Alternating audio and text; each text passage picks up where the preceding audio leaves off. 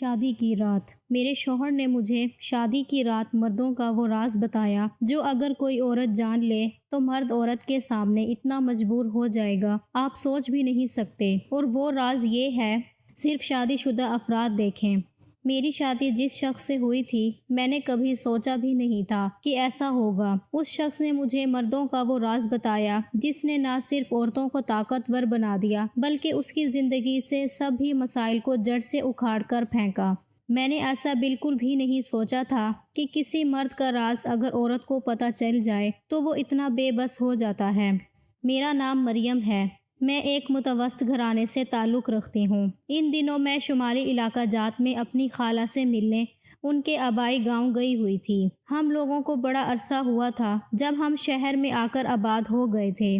شہر میں آ کر زندگی اگرچہ غربت میں گزر رہی تھی پر یہاں آزادی تھی۔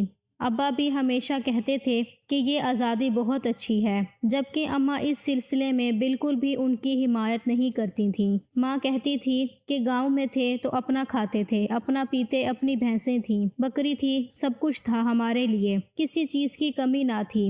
پر جب سے ہم شہر آئے ہیں سب کچھ ڈبے میں کھانے پر مجبور ہو گئے ہیں۔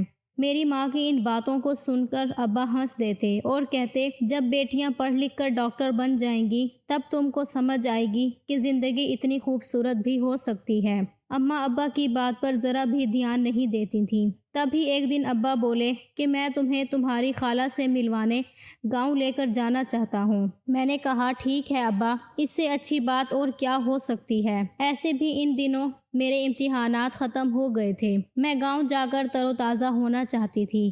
یوں ابا اتوار کے دن مجھے گھر سے لے کر نکل گئے تھے۔ ہم لوگ ادھر پہنچے تو میں گاؤں کی سرزمین دیکھ کر بہت خوش ہوئی۔ میں بچپن میں ایک دفعہ گاؤں آئی تھی، اس کے بعد تو ابا نے شہر میں ہم سب کو اتنا مصروف کر لیا کہ گاؤں میں آنے کی فرصت ہی نہیں ملتی تھی۔ لیکن آج اتنے عرصے بعد گاؤں کو دیکھا تو خوش ہوئی تھی۔ پر یہاں پر قابل غور بات یہ تھی کہ ایک بھی عورت باہر نہیں تھی، یعنی کہ یہاں کی عورتیں صرف گھر میں ہی رہ سکتی تھیں، وہ باہر نہیں جا سکتی تھیں۔ ان کے لیے زندگی ان پر تنگ کر دی گئی تھی، یا یوں کہیے کہ زندگی بہت ہی بے رنگ تھی ان عورتوں کے لیے۔ مجھے اس ماحول میں رہنے کی عادت نہیں تھی۔ ابا نے مجھ سے کہا کہ تم بھی برقع پہن لو تاکہ یہاں پر کوئی تم کو چھیڑ نہ سکے۔ ابا کی بات سن کر میں حیرت میں پڑی۔ میں نے کہا ابا میں نے آج تک زندگی میں کبھی برقع نہیں پہنا، میں یہاں آ کر کیسے برقع پہن لوں، میرا تو دم گھٹتا ہے۔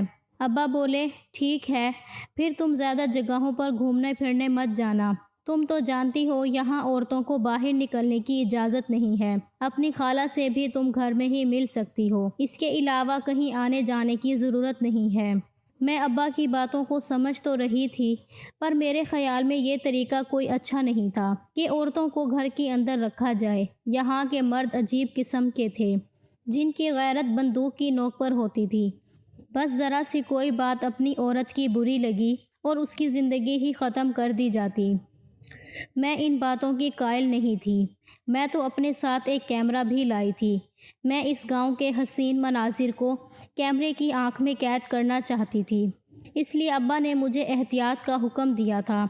ویسے تو ابا یہاں ایک شریف خاندان سے تعلق رکھتے تھے، ان کو کوئی کچھ کہہ نہیں سکتا تھا، میری بھی بہت عزت تھی، پر پھر بھی لوگ تو بڑے مختلف ذہن کے مالک ہوتے ہیں۔ لڑکی کو دیکھ کر انسان کا رویہ ویسے ہی بدل جاتا ہے۔ میرے ساتھ بھی وہ واقعہ تب ہی ہو گیا جب ابھی مجھے گاؤں میں آئے ہوئے دوسرا ہی دن تھا۔ میں پہاڑوں پر کھڑی تھی۔ دراصل گاؤں میں سخت بارش ہوئی تھی۔ بارش کے بعد موسم سہانا ہو گیا۔ میں اپنا کیمرہ لے کر باہر نکل پڑی۔ میں نے ایک کوٹ پہن رکھا تھا جو انسان کو زیادہ سردی سے بچاتا ہے۔ میں مفلر اوڑھ کر پہاڑوں میں مٹر گشت کر رہی تھی۔ میں کچھ اچھی تصویریں بنا لینا چاہتی تھی کہ تبھی ایک لڑکا موٹر سائیکل پر وہاں سے گزرا۔ اس کے پیچھے ایک آدمی تھا جو گھوڑے پر بیٹھا ہوا تھا۔ اس کی عمر تقریباً 25 سال تھی، جبکہ موٹر سائیکل پر بیٹھا آدمی ادھیڑ عمر لگ رہا تھا۔ میں نے جب اس نوجوان کو دیکھا تو وہ مجھے بے حد خوبصورت لگا۔ اس کا گھوڑا سفید رنگ کا تھا جبکہ اس نے کالے رنگ کے کپڑے پہن رکھے تھے۔ میں نے ایک لمحہ بھی انتظار نہ کیا اور کیمرہ سامنے کر کے اس کی تصویر کھینچ لی۔ میں نے مسکرا کر دیکھا تو وہ بڑا حیران ہوا۔ مجھے یوں دیکھنے لگا جیسے اس نے پہلی بار کسی عورت کو دیکھا ہو۔ میں اس کی نظروں سے شرمندہ ہو گئی تھی۔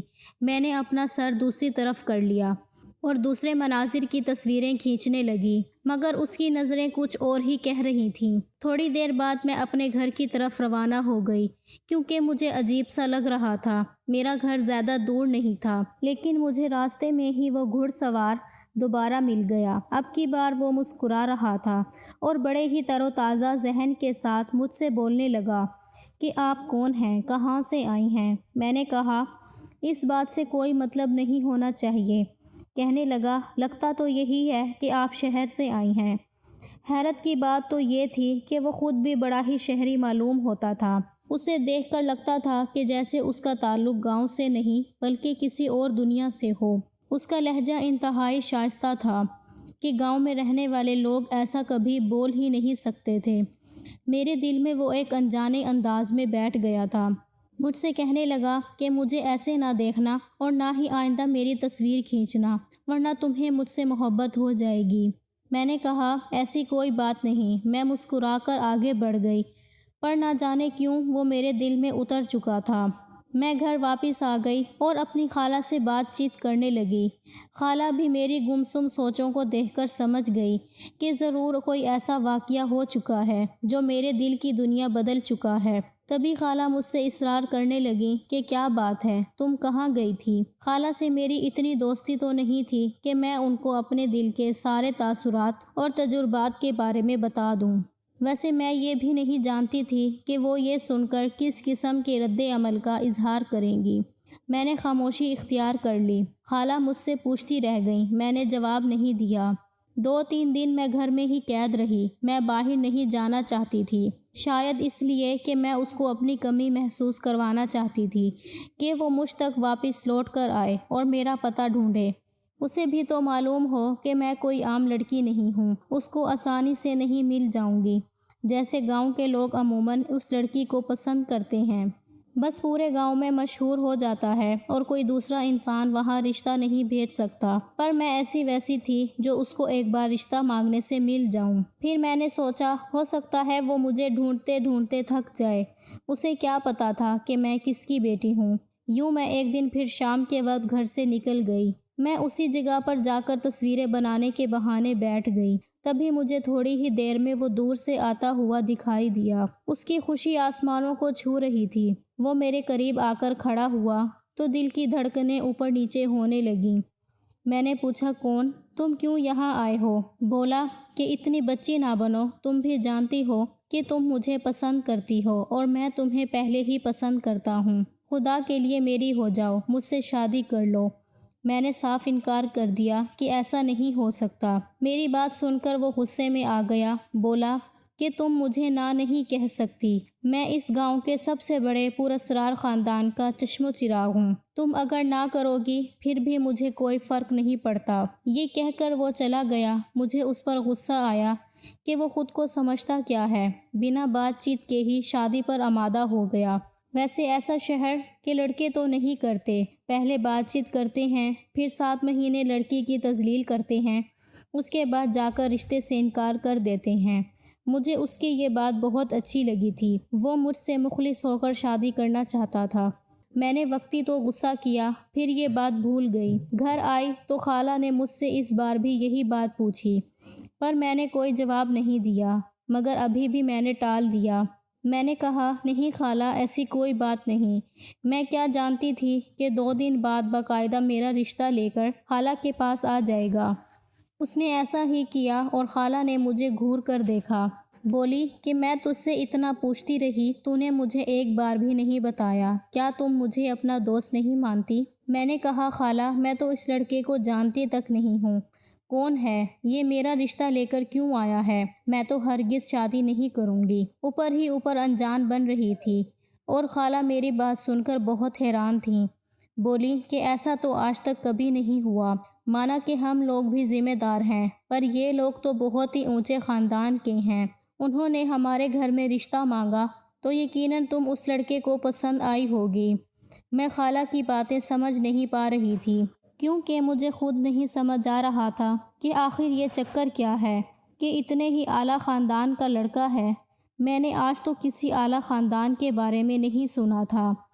بہرحال میں خاموش ہو گئی تھی۔ میں نے اس بات کو زیادہ ذہن پر نہیں لیا، لیکن 1-2 دن بعد جب ابا جان اور گاؤں والے بھی گھر آئے اور مجھ سے میری مرضی پوچھنے لگے، تب مجھے حیرت ہوئی اور میں نے اس معاملے کو سنجیدگی سے لیا۔ میں نے کہا، ابا میں تو اس لڑکے کو جانتی تک نہیں ہوں، آپ کس شادی کی بات کر رہے ہیں؟ بولے کہ بیٹا وہ اس خاندان کے بلکہ اس پورے گاؤں کے تقریباً سربراہ ہیں۔ ہر لوگ ان کی عزت کرتے ہیں، لوگ ان کے آگے اپنا نام لگانا بھی فخر سمجھتے ہیں۔ یہ اتنا ہی عزت دار گھرانہ ہے جتنا کہ ایک ملک کے لیے اس کا بادشاہ ہوتا ہے۔ ابا کی بات سن کر میں ہنس پڑی۔ ابا ساری زندگی ہم شہر میں رہ رہے ہیں، آپ بھی پڑھے لکھے ہیں اور ہمیں بھی پڑھایا لکھایا، لیکن آپ بھی ابھی تک گاؤں کی انہی فرسودہ باتوں پر اور روایات پر یقین رکھتے ہیں جن سے بھاگ کر ہم شہر آئے تھے۔ میری بات سن کر ابا چپ ہو گئے۔ ایسی بات نہیں ہے میری بیٹی، میرے بھی حالات کچھ ٹھیک نہیں ہیں۔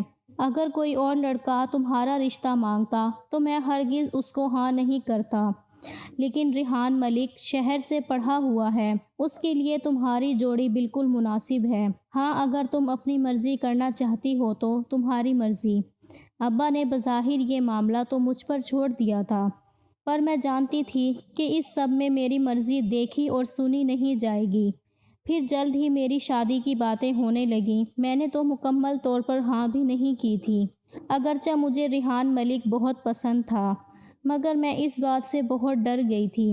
میں جانتی تھی کہ وہ مجھ سے صرف بدلہ لینے کے لیے شادی کر رہا ہے۔ ایسے مردوں کی جھوٹی انا کو تب تک تسکین نہیں پہنچتی جب تک اگلے انسان کو معاف نہیں کرتے۔ میرے دل میں تو اب ریحان ملک کے خلاف نفرت ابھرنے لگی تھی۔ جب میں نے اسے اس رشتے سے منع کر دیا تھا تو میرے ماں باپ سے پوچھ کر زبردستی مجھ سے شادی ہی کیوں کرنا چاہتا ہے؟ میں نے دل میں سوچا، پھر میں بھاگ کر ریحان ملک کے گھر آ گئی۔ اس دن میرا دل بری طرح گھبرایا ہوا تھا۔ مجھے لگ رہا تھا ریحان ملک اپنی تذلیل کا بدلہ مجھ سے ضرور لے گا۔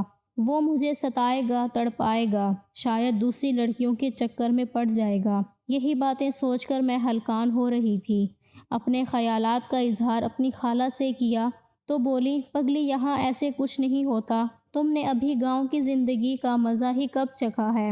یہ لوگ بہت اچھے اور شریف لوگ ہوتے ہیں، اپنی بیوی کے علاوہ کسی کو مڑ کر نہیں دیکھتے، وہ کسی ملک کی شہزادی ہی کیوں نہ ہو۔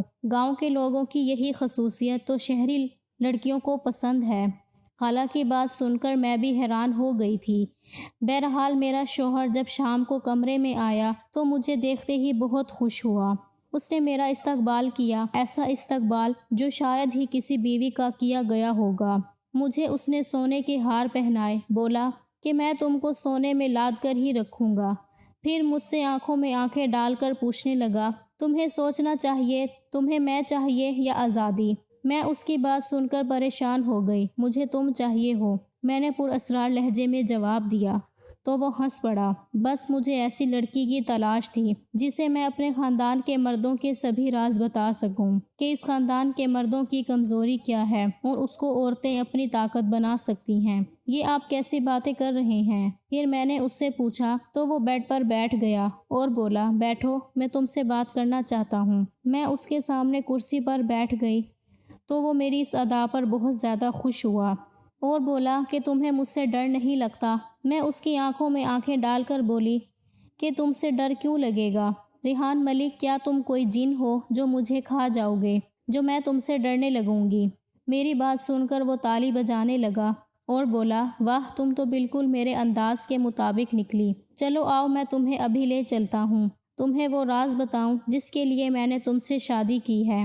یہ کہہ کر میرے شوہر نے میرا ہاتھ پکڑ کر باہر کی طرف لے جانے لگا۔ میں حیران تھی کہ ایسا بھی کوئی شوہر کرتا ہے کہ شادی کی پہلی رات ہی بیوی کو کمرے سے نکال کر کہیں اور لے جا رہا ہے۔ یہ بات مجھے بے چین کر رہی تھی۔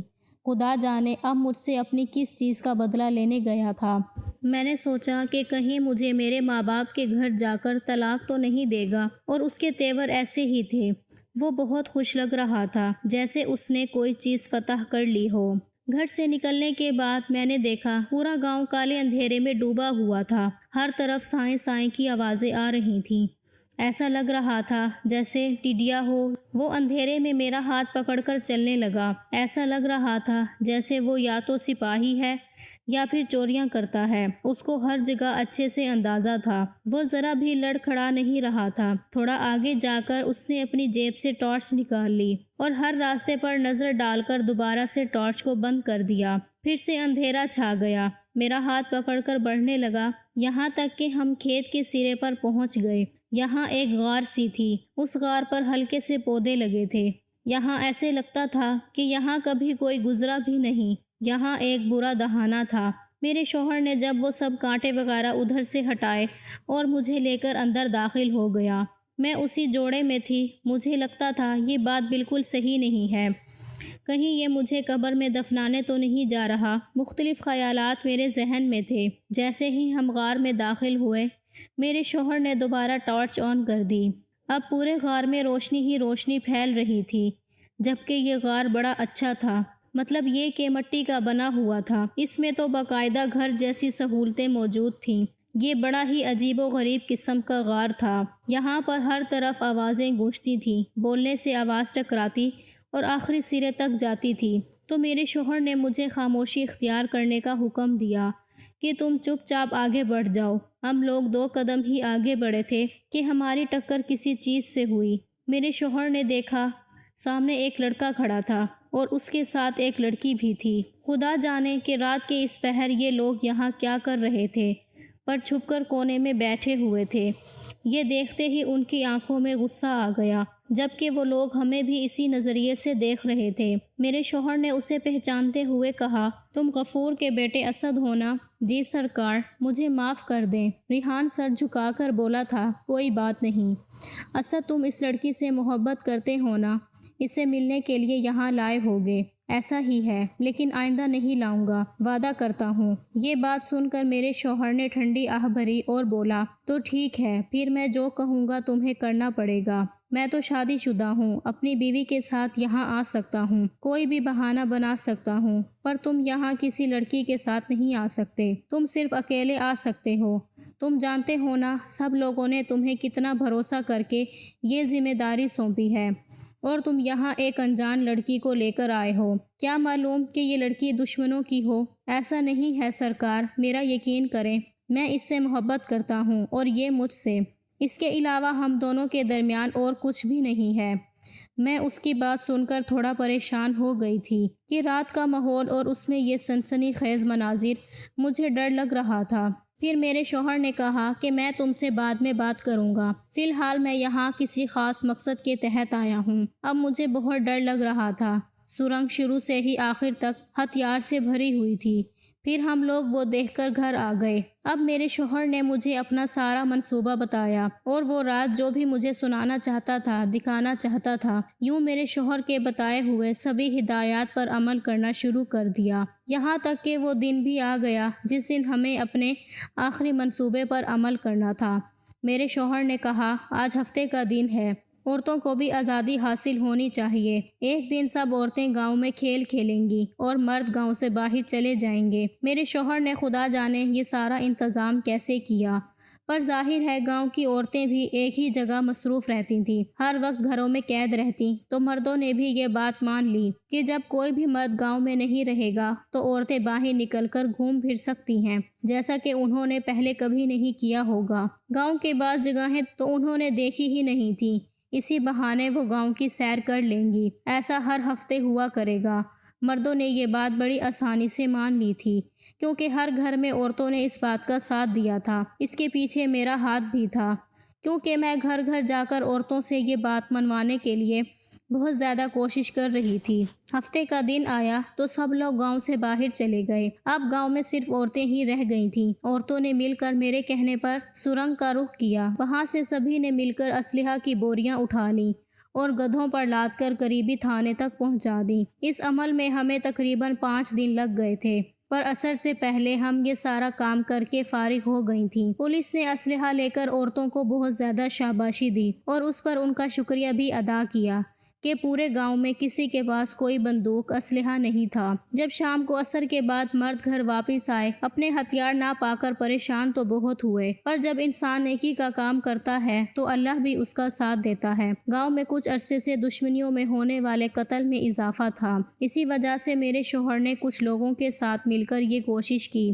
کیونکہ اگر یہ صرف ایک آدمی سے کہہ دیں کہ تم اپنا اسلحہ چھوڑ دو اور وہ اپنے آپ کو نہتا کر لو تو وہ کوئی بھی بات نہ مانتا، لیکن جب پورے گاؤں کا اسلحہ مل کر تھانے میں پہنچا دیا گیا تھا تو پھر کسی نے بھی اس بات پر کوئی اعتراض نہیں کیا، بلکہ سب لوگ امن قائم ہونے پر خوش تھے۔ اب گاؤں میں نہ ہی کسی کو اسلحہ رکھنے کی اجازت تھی اور نہ ہی کوئی اس کے لیے کوشش کرتا تھا، کیونکہ ہم نے ایک بار ہی مل کر یہ کوشش کر لی تھی کہ گاؤں کو پرامن بنایا جا سکے۔ میرے شوہر آج بھی کہتے ہیں کہ تمہاری ہمت اور بہادری دیکھ کر میں نے تم سے شادی کرنے کا فیصلہ کیا تھا، کیونکہ یہ کام صرف اور صرف تم جیسی عورت ہی کر سکتی تھی، کیونکہ اگر کوئی گاؤں کی لڑکی ہوتی وہ تو ڈر جاتی، پر تم نے میرا بہت ساتھ دیا۔ میں تمہارا شکریہ ادا کرتا ہوں، جبکہ میں بھی اپنے شوہر کی شکر گزار ہوں جنہوں نے میری آنے والی نسل کو قتل و غارت سے بچا لیا۔ تو دوستو، آپ کو آج کی کہانی کیسی لگی؟ امید ہے آپ کو ویڈیو اچھی لگی ہوگی۔ اگر ویڈیو اچھی لگی ہے تو ہمارے چینل کو سبسکرائب کریں۔